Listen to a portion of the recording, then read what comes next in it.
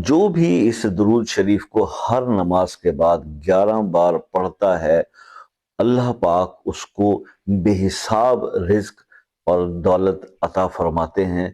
اس کی برکت سے۔ اور یہ درود شریف جو ہے انتہائی مختصر پڑھنے میں، اللہم صلی صلاۃً کاملۃً وسلم،